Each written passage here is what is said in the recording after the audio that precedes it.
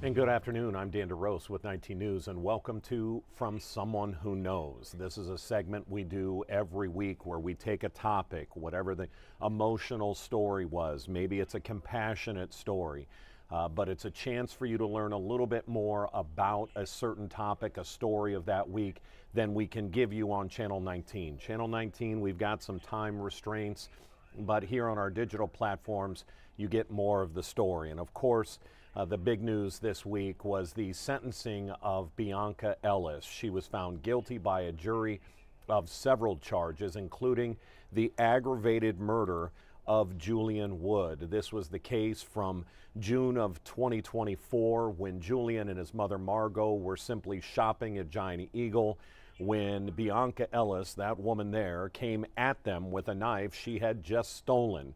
She stabbed Julian twice. He did not survive. She stabbed his mother once. She did survive. And after the trial, remember, this is where she tried to plead not guilty by reason of insanity, meaning she was not in her proper head. She was insane at the time of the murder. The exact moment of the murder, she did not know right from wrong. The jury did not agree. They feel she formulated a plan by going and stealing that knife and then hunting out the first child she saw, and that was Julian Wood, that unfortunate day. In Ohio, when it's time for sentencing, that means people who have been vastly impacted by whatever the case is, they get a chance to plead to the judge for maximum sentence. You might get somebody that testifies on behalf of the defendant that asks for a lenient sentence. In this case, we heard from really the two major people were Julian's parents, Jared Wood and Margot Wood. This is their testimony in their words, asking for the most serious of penalty, life in prison with no chance of parole. That was the most serious that Bianca Ellis was facing. She could not get the death penalty. This was not a capital murder case.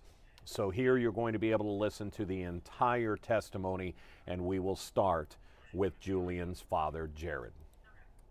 I am here today to speak on behalf of my son, Julian Miles Wood, who is no longer here to speak for himself, and I am thankful for you to be able to be giving me this opportunity to do so. It's hard to know where to start when talking about him, so I guess I'll start with letting you know that our family is no stranger to the struggles of cognitive or behavioral differences. Our oldest child has autism. He was actually considered nonverbal, and it wasn't until he was about 7 years old when he became verbal. We tried everything we could to help as parents. But what, or who I should say, actually got him to break free and open up and talk to the point to where we have actually a hard time getting him to stop now was Julian himself.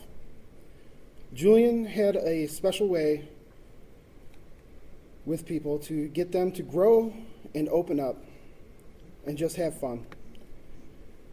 That was the kind of kid he was. He was funny, outgoing, fearless, and full of life, love, and laughter. The energy he brought to the world was boundless. I even called him my copper top baby because his hair wasn't as quite the same color as red as mine, but it was more of a copper color like the battery. Julian loved dinosaurs, and outside of saying hi, Mom and Dad, dinosaur was his first word, which actually shocked all of us with how big of a word it was at such a young age. He also loved Halloween, so much so that he chose to be a dinosaur every year without fail, and he would even find his old costumes throughout the year and put them on even though they no longer fit, not letting us take them off until it was bedtime, where we would have to put on his dino pajamas. However, these are moments that we'll never get the chance to share with him again.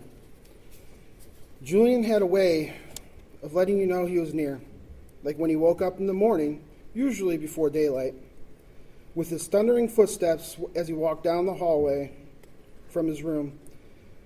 That is when I knew it was my cue to get up and to go get him some leche, which is milk. Another way Julian made his presence known was by taking his brother's toys and running around laughing because he knew he couldn't catch them, and it was funny to take big brother's things, which unknowingly helped his brother find his voice and start speaking up for himself. He always knew when you were down or feeling some kind of way, and he would do in his own way what he felt you needed to feel better. For me, when he felt I was down or had a rough day, he would get his brother and they would tag team wrestle me and just beat me up. We would roughhouse a little on the bed here and there, and he would also run into the kitchen whenever I came home from work to greet me.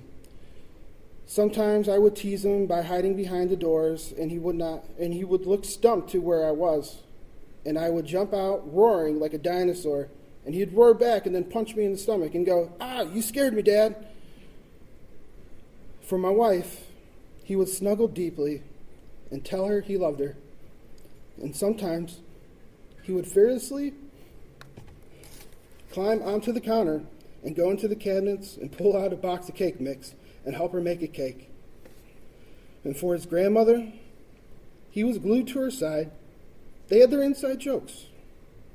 He learned to love all the odd old candies like black licorice or candy corn. And for his brother, he would sit with him and watch videos on his iPad so Big Brother knew he was near. He was just so smart and funny and knew things that most little kids didn't know. Like whenever we would go in the car, he would always try to give us directions to McDonald's because he always wanted French fries. Another thing he always wanted to do was help us with errands. If he saw me or my wife putting on our tennis shoes, he would run and put his shoes on and wanted to go and just to spend time with us. Now, these are things we will never get to do with him again.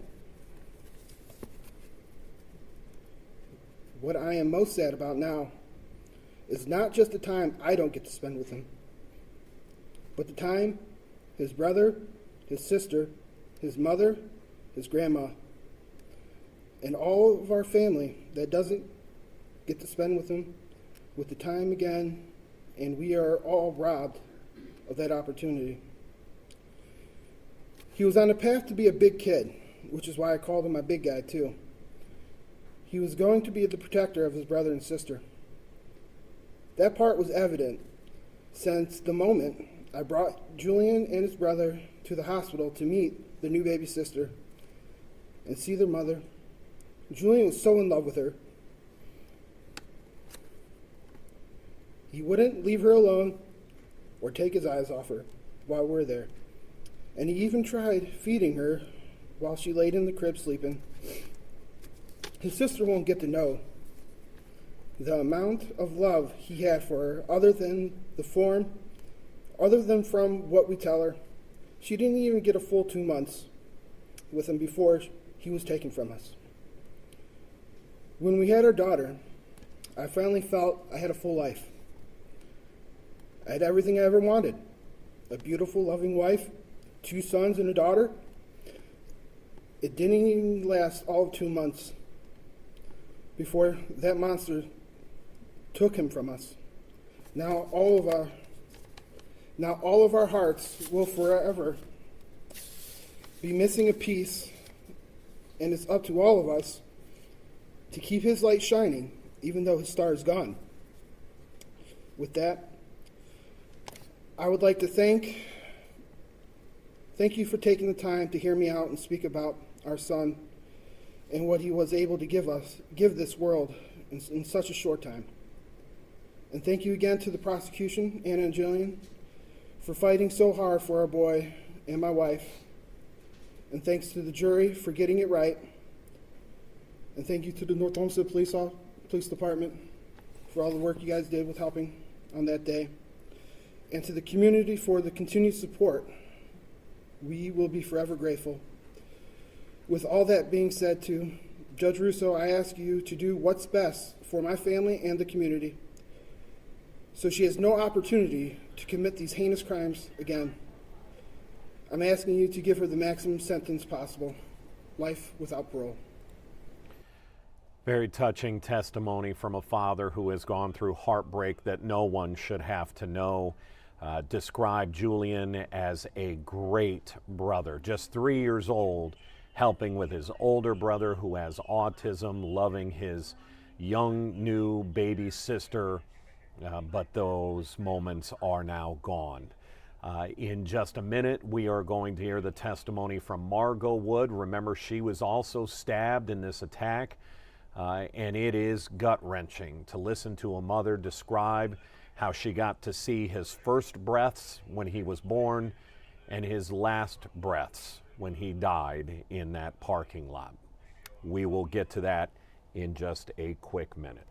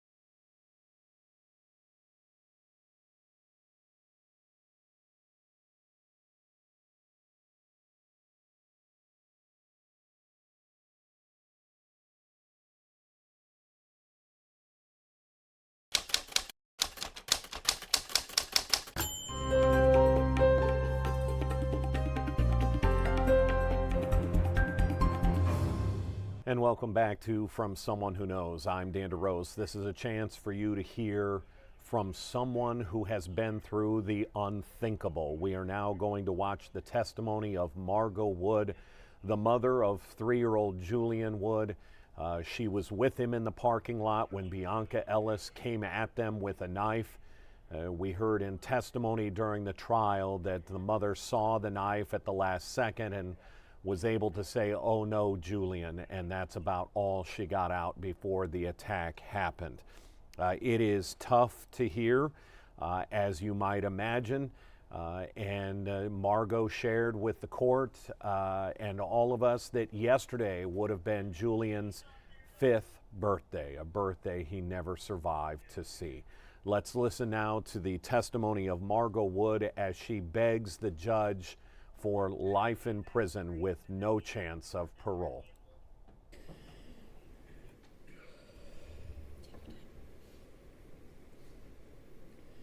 I watched my son take his first breaths when he was born, and I watched him take his last in my arms, covered in his blood.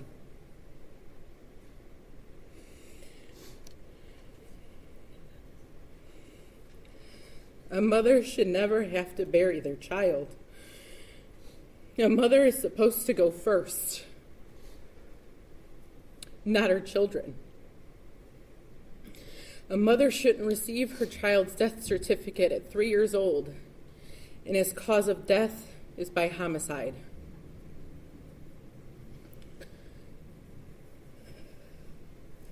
That woman murdering my son replays in my head every single day. It is my living nightmare. The last thing I will ever hear from my son is his scream, the sound of his pain and fear before he was gone. And I can still see the terror in his eyes, and it haunts me every day. He was my baby boy, and the day he died, a part of me died with him.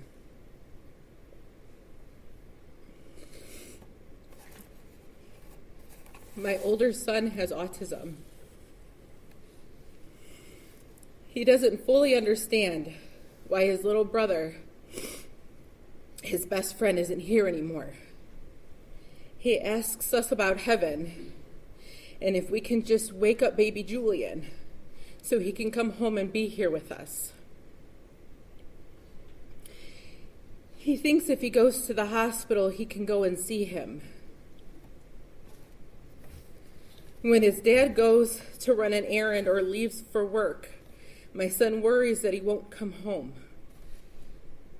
I have to call my husband on video chat so he can make sure his dad isn't dead.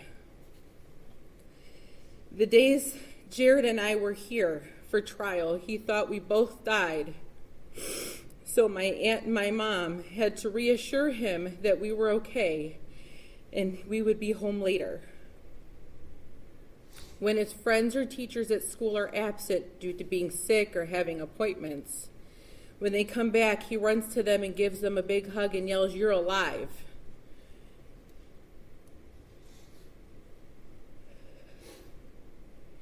You have not only hurt me, you have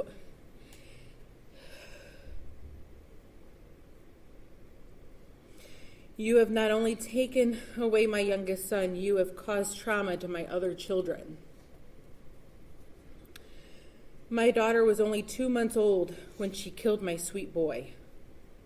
Julian gave his sister all the love and affection a big brother could ever give in that short time. Coming home from preschool, he would take off his backpack and run to give her a big hug and a kiss. He helped with bath time, stood next to me during diaper changes, and would help with giving her a bottle. They were like two peas in a pod, Velcroed together. Wherever she was, he was right next to her. My daughter is 18 months. And now she only knows going to the cemetery to see her brother. She will never get another hug, a kiss, or a cuddle from her older brother. He is now just her guardian angel. She will never know how much he loved her and how happy he was to see her when she was born. Only the stories that we tell her.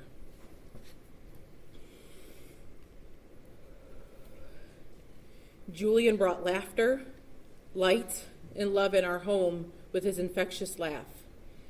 He helped with my oldest son in so many ways with communication and play. Our home isn't as loud and chaotic anymore, not the way it used to be. There's no one playing with dinosaurs and chasing around his big brother with them. My boys aren't wrestling in the living room and dancing to the Minions movies. There is no one dressing up for Halloween as a dinosaur.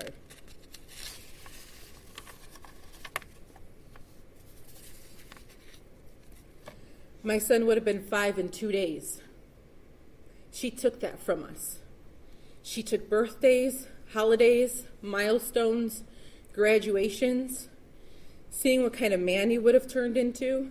No grandchildren, no nieces or nephews for his siblings. When you murdered him, you took those potential lives, moments, and memories from all of us. If I want my family to be whole, we have to go to the cemetery where all of my children could be together.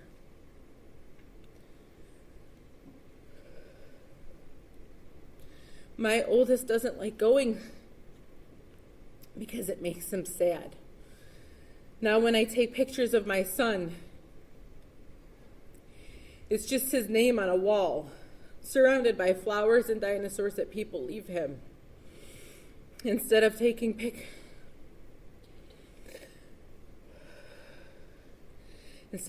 photos of him making funny photos, cute smiles, or laughing pictures.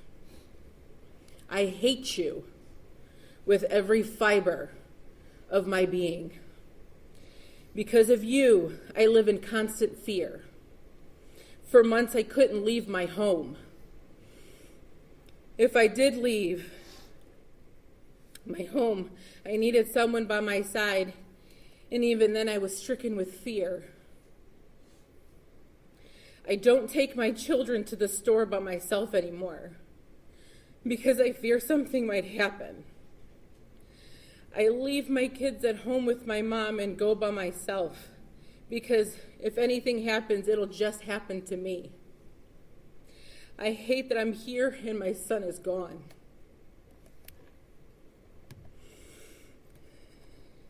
Just because you have a mental illness doesn't mean you can use that to justify you murdering my son. What you did was unforgivable, and it can never be taken back. You deserve to go to jail for the rest of your life, so you can't hurt anyone else.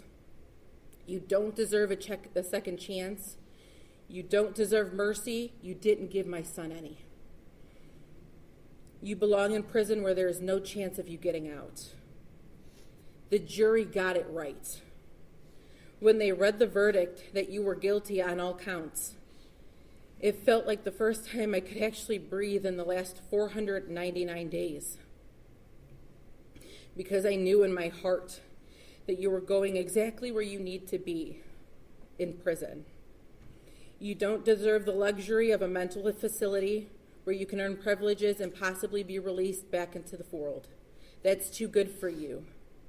The world is safer with you behind bars.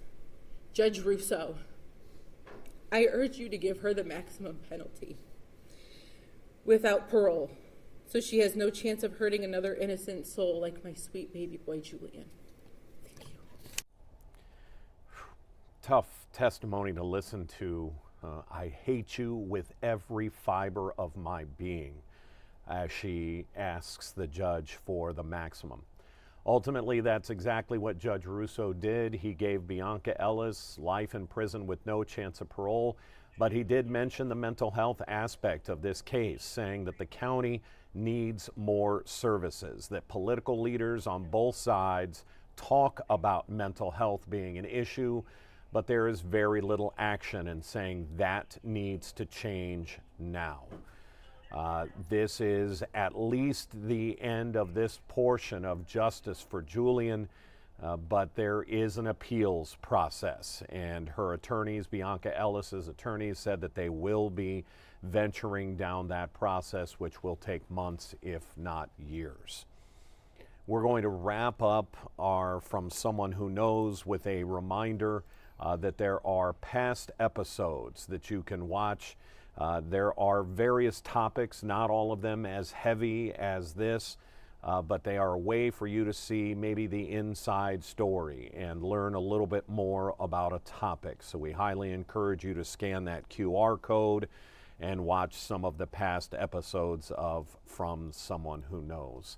It has been our honor to bring Justice for Julian complete coverage from the beginning of the trial to the jury testimony, to the jury deliberations, and then to the actual sentencing. So for now, I'm Dan DeRose with 19 News, and this has been From Someone Who Knows.